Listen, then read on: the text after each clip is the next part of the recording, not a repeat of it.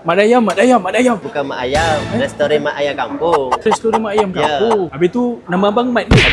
Bukan juga. Ni saya tengok banyak-banyak lauk ni. Lauk apa ni? Kat sini kita semua menyediakan makanan ayam kampung. Ayam kampung goreng kita ada, ayam kampung gulai pun kita ada. Tapi kita ada juga siput sedut, gulai kawah dan juga bermacam-macam jenis ikan dan juga banyak lagi. Kalau macam tu boleh abang. Saya pun tengah lapar ni. Okey, jom kita pergi ambil nasi bang.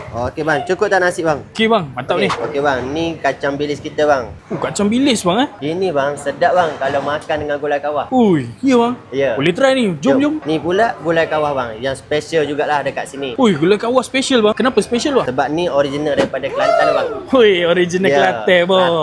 Kelantan kita bang. Mantap bang. Okey. Tapi saya lapar bang. Boleh tak kalau kita tambah satu lagi lauk? Boleh bang. Kita ada ayam kampung gulai. Kalau abang makan ni bang, pasti lepas ni abang kena tambah lagi bang. Ui, serius bang Betul. Nanti saya tambah lagi. Ni salah tak Okey bang, makanan abang dah siap bang. Wah, nampak sedap ni bang. Tapi sebelum tu saya nak tanya, kedai buka pukul berapa, hari apa, dekat mana? Kita buka daripada pukul 8 pagi hingga 4 petang bang. Kita buka setiap hari kecuali hari Jumaat kita cuti. Kita berada di restoran Mat Ayam Kampung, Neon Cyberjaya. Okey bang, kalau macam tu saya makan dulu kan. Perut pun dah lapar ni. Okey bang, boleh bang. Silakan. Terima kasih.